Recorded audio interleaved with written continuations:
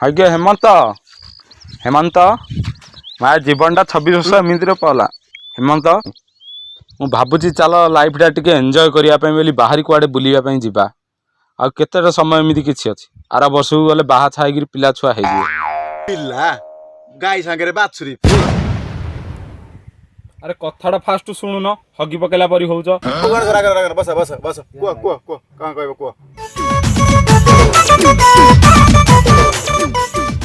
ଆଉ କାକୁଡ଼ିର ଈଶ୍ୱର କୁଆଡ଼େ ଗଲେ ହେ? କାକୁଡ଼ି ଯାଇଛି ଅନଲୋଡ୍ କରିବାକୁ ଆଉ। ଅନଲୋଡ଼? ଟ୍ରାକ୍ଟର ଫାକ୍ଟର ଚଲାଉଛୁ କି? ତାକୁ ତ ସାଇକେଲ ଆସୁନି। ରାତିରେ ଚିକେନ ଜବର ଲୋଡ୍ କରିଥିଲା ତ ଆଜି ଅନଲୋଡ୍ କରିବାକୁ ଯାଇଛି ଆଉ। ଆଉ ଈଶ୍ୱର କୁଆଡ଼େ ଗଲା କି?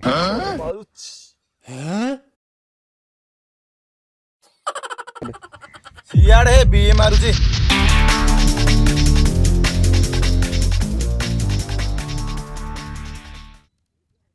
ଓହୋ ବିମି ମାରୁଛି କି? ମୁଁ ଅଲଗା ଭାବି ଦେଇଛି। ହଁ ହଉ ଯାକୁ ଡାକ, କଥା ହେବାର ଅଛି।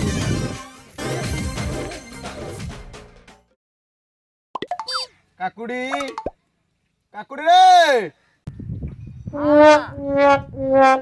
ହେଲା? ଠିକ ସେ ଝାଡା ବି ବସେଇ ଦେବେନି। ହଁ ହଉ ତ କାମ ସାରିକି ଜଲ୍ଦି ଆ, ଗୋଟେ ଇମ୍ପୋର୍ଟାଣ୍ଟ ମିଟିଂ ଅଛି ଆଉ କରିବା ଗୋଟେ ଇମ୍ପୋର୍ଟାଣ୍ଟ ମିଟିଂଟେ ଆଉ। ଈଶ୍ୱର ତୁ ହେଲେ ଆସେ ଗୋଟେ କଥା ହେବାର ଅଛି ଆସେ। ଆରେ ଶୁଣ, ଜୀବନର 26 ବର୍ଷ ବିତିଗଲାଣି, କୁଆଡ଼େ ଯାଇକି ଆସିପାରିଲିନି, ଗାଁରେ ଏମିତି ବିତିଗଲାଣି 26। ଚାଲ ଏବେ ନୂଆ ବର୍ଷ ଆସୁଛି, ନୂଆ ବର୍ଷରେ ବାହାରି ଜାଗାକୁ ଯାଇକି ବୁଲିକିରି ଆସିବା।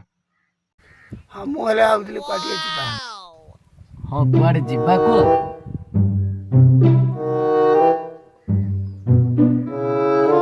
ମୁଁ ଭାବୁଥିଲି ଗୋଆ ଟିକେ ଯିବା। ଗଣେଶ ଗୋଆ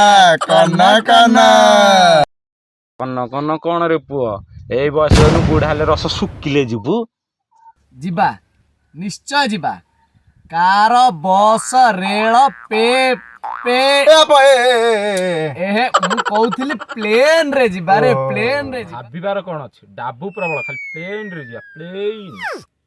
ହଁ ହଉ ଯିବା ଯେ, ଆମେ ତ ଜାଣିନାହାନ୍ତି, ଜାଣିବା ପିଲାଟାକୁ ଧରିବା ଗୋଟେ ଆଉ। ଜାଣିଥିବା ବାଲା କିଏ ଅଛି? ଗୋଟେ କାମ କରିବା, ରତିକ ଗୋଆରେ ଥିଲେ ରତିକା ଧରିକି ଯିବା ଆଉ। ଟିକେ ଫୋନ୍ ଟା କର। ହଁ ହଉ ବିଜୁ କର, ରାତିକି ଫୋନ କର।